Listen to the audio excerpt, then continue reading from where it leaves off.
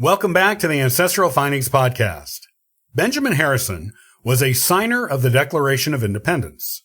This was not the future president of the United States of the same name, although the future president was a great-great-grandson of Benjamin the Signer. In fact, Benjamin the Signer was the fifth Benjamin of the same name in his family. This was a family of politicians for generations.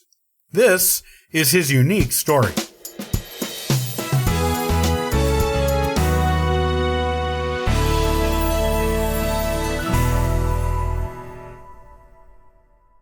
Benjamin Harrison V, not to be confused with the future U.S. president of the same name, was born on April 5, 1726, in Charles City County, Virginia. The eldest of 10 children, his parents were Benjamin Harrison IV and Ann Carter. 4 generations prior, Benjamin Harrison Sr. came to the colonies from England in about 1630 and started a career in politics. His son, grandson, and great-grandson did the same, as did his great-great-grandson, Benjamin Harrison V. Benjamin grew up in his parents' manor house at Berkeley Plantation, while his father served as a justice of the peace and as a representative in the Virginia House of Burgesses. As a young boy, Benjamin was described by contemporaries as tall and powerfully built, with features that were clearly defined, and a well-shaped mouth above a strong, pointed chin. He attended and graduated from the College of William and Mary.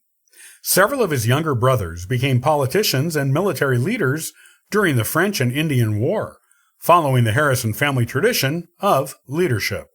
When Benjamin was 19, his father was struck by lightning when he was closing an upstairs window during a storm. He had one of his younger children, a daughter named Hannah, by the hand at the time. Both, father and child, were killed. As a result of this, Benjamin V inherited most of his father's estate, because he was the eldest child as well as the eldest son. The family's landholdings were huge, and though Benjamin inherited the primary manor house, thousands of acres in Virginia, a waterfall on the James River, a fishery, a grist mill, and several slaves, there was enough property left for his younger siblings to also inherit plantations and substantial amounts of land. In 1748, Benjamin married Elizabeth Bassett from New Kent County, a daughter of Colonel William Bassett and Elizabeth Churchill. Together, Benjamin and Elizabeth had 8 children during their 40-year marriage. His daughters made good marriages to powerful and wealthy men in the region, and his sons became merchants and politicians, according to the family tradition.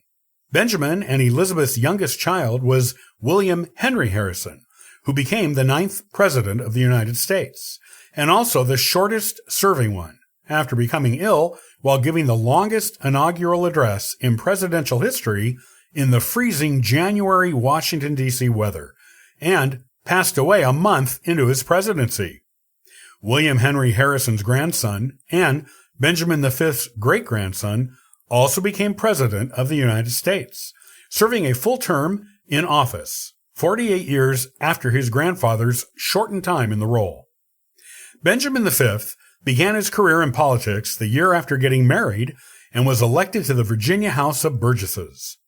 Benjamin immediately became an active and important member of this elected body, even intervening directly with the King of England a couple of times early in his career there. Like his male ancestors before him, he was a natural politician. When revolutionary sentiments began running high in the colonies in the early 1770s, the colonies convened a Continental Congress to discuss colonial matters, which eventually included declaring independence from Great Britain. Benjamin was one of 7 delegates elected from Virginia to attend the First Continental Congress in Philadelphia, Pennsylvania. When he went to Philadelphia, it was the first time he had ever left his home colony of Virginia. He brought with him an excellent reputation garnered in the Virginia House of Burgesses. In fact, his reputation was so impeccable that fellow congressional member Edmund Randolph said this about him when he arrived to the Congress.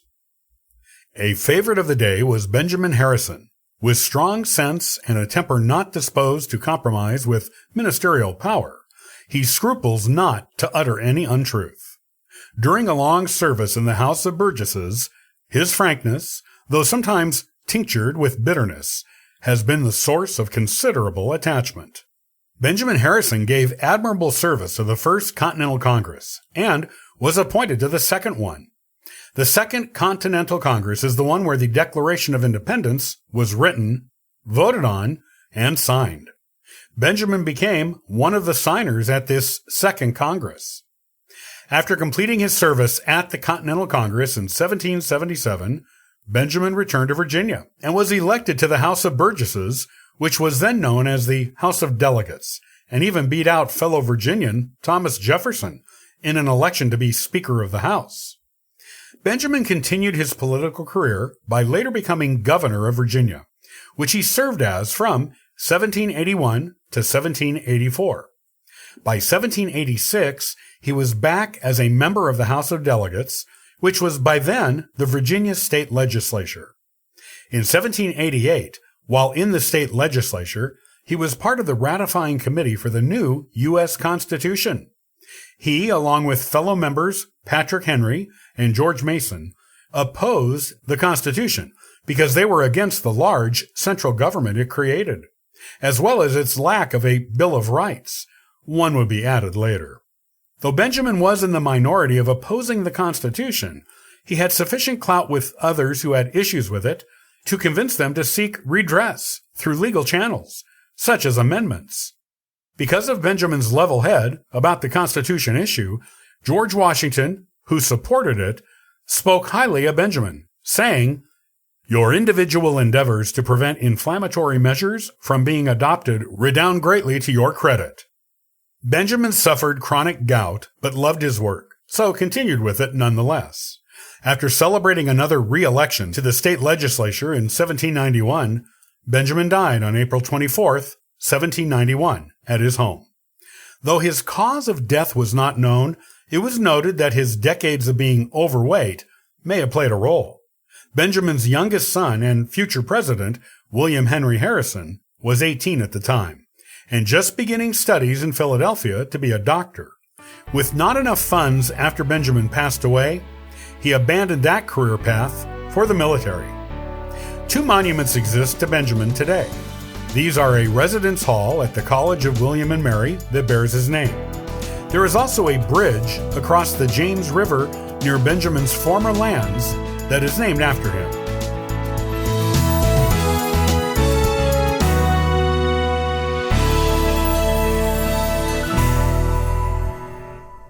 Well, many thanks for listening to and following the Ancestral Findings podcast. Visit ancestralfindings.com to download a free genealogy ebook, inquire about a free genealogy lookup, and register for the weekly historical postcard giveaway. And thank you to everyone who contributes via Patreon. I hope you have a wonderful day and happy searching.